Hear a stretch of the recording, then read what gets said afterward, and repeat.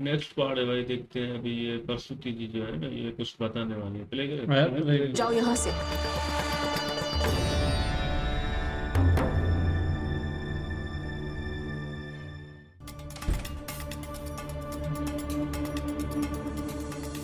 ऋषि कश्यप, सती की मूर्छा टूटी? क्या बात है स्वामी? आप इतने चिंतित क्यों हैं?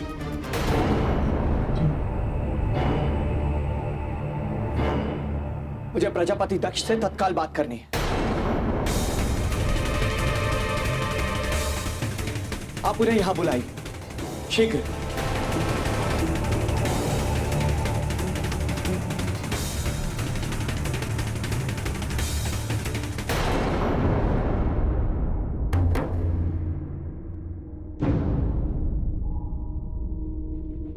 स्वामी, सती ने जो कुछ भी किया मदनिके के कहने पे किया।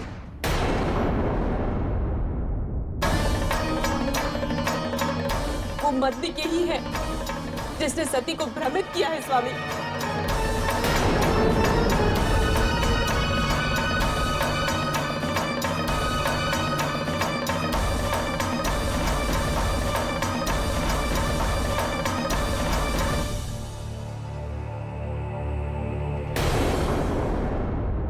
मैंने आपको पहले ही सावधान रहने के लिए कहा था। यदि शुरू से ही उस पर दृष्टि रखी जाती तो हमें ये दिन नहीं देखने पड़ते।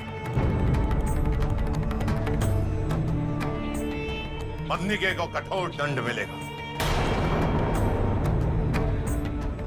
एक ऐसा दंड जिसे देखने के बाद शिव का कोई भी साथ देने का तो साहस नहीं करेगा।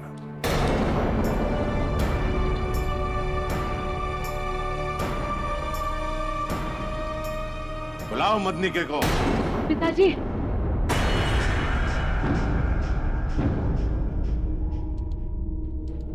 सती की मूर्छा अब तक नहीं टूटी है।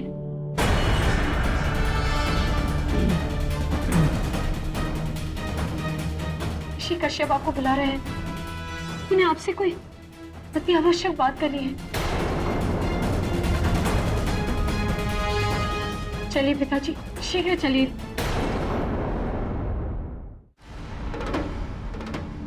नारायण नारायण। प्रणाम प्रणाम कैलाशपति।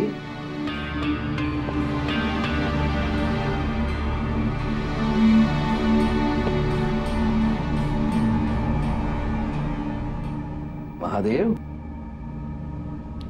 ये अस्त व्यस्त केश, मुख पर थकान, लगता है किसी बड़ी यात्रा से लौट रहे हैं महादेव।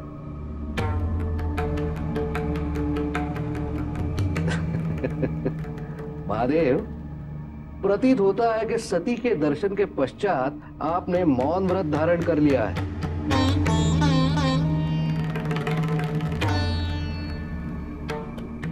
क्या संभवतः आप ये निश्चित नहीं कर पा रहे कि कहे तो क्या कहें, कैसे कहें, किन शब्दों में कहें? ये जितेंद्रिय शिव भी मन के वशीभूत हो सकते हैं। नहीं देवर्षि,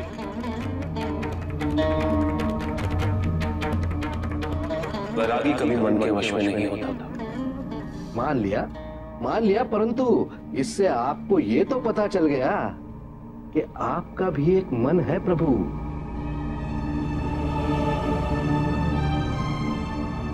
और जिसे वश में रखने के लिए आपको प्रयत्न करना पड़ रहा है।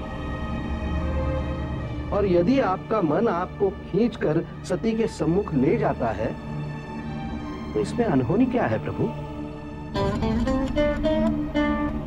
आपसे बिछड़ा हुआ आपका अर्धांश, आपकी अर्धांगिनी है सती। यदि सती के बिना आपको अपूर्णता का बोध होता है, उनसे मिलने की इच्छा आपको उनके निकट ले जाए, तो यह स्वाभाविक ही तो है प्रभु। नहीं देवर्षि नारद, मुझे वहां नहीं जाना चाहिए था। वैरागी जिसे त्याग चुका हूं, उसके लिए मोह कैसा? सती प्रजापति दक्ष की पुत्री और उसे दक्ष की बनाई मर्यादा में ही रहना चाहिए।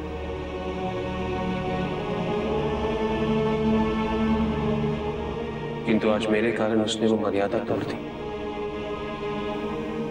हाँ प्रभु, ये उतना ही सत्य है जितना आपका और सती का प्रेम। किंतु दक्ष तो यही निष्कर्ष निकालेंगे कि महामंडल की बैठक में आपके हुए अपमान का प्रतिशोध लेने के लिए आपने सती से मर्यादा भंग करवाई है। अब आपका तो वो कुछ नहीं बिगाड़ सकते। सारा क्रोध निकलेगा तो देवी सती पर।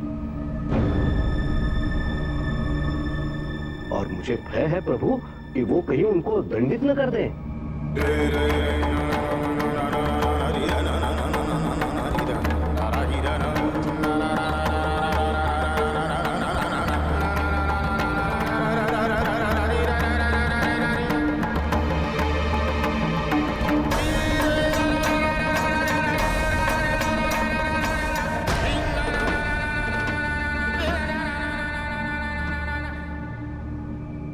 नारायण नारायण। चलिए प्रभु, आज आपको सती की चिंता करते भी देख लिया। मुझे विश्वास है महादेव, आपकी यही चिंता आपका और सती का मिलन अवश्य करवाएगी।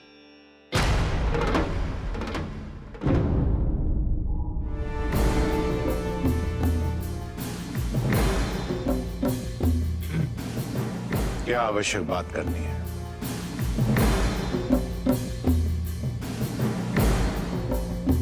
सभी कब तक स्वस्थ होगी? संभवतः कभी नहीं।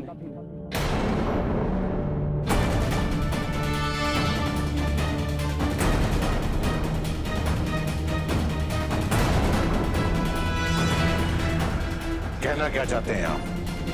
क्यों संभव नहीं है? ऐसा कौन सा रोग है ऋषि कश्यप जिसका निदान आपके पास नहीं है? रोग तो बहुत साधारण है माता। सती के स्थान पर यदि कोई अन्य होती तो अवश्य स्वस्थ हो जाती।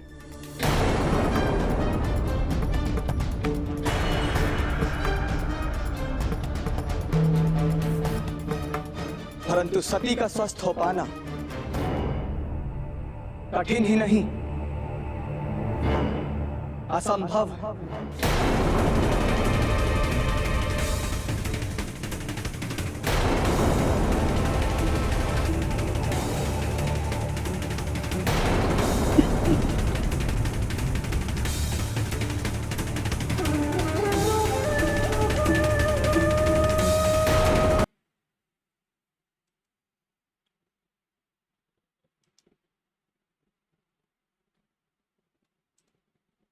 ऋषि कश्यप डरा रहे हैं, बोल रहे हैं यहाँ पे कोई और स्त्री होती तो वो ठीक भी हो जाती, लेकिन ये सती जी है, ये ठीक नहीं हो रही है।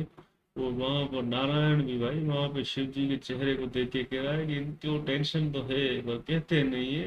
और शिव जी भी बस कहते हैं मैं वैरागी हूँ और जो चीज चली गई अभी उसके लिए मोह कोई भी नहीं है। तो शिव जी पता नहीं क्यों, मतलब एक तरफ चिंता भी करते हैं, आते भी हैं, दूसरी तरफ वो सती जी को मतलब एक्सेप्ट भी नहीं करते ना।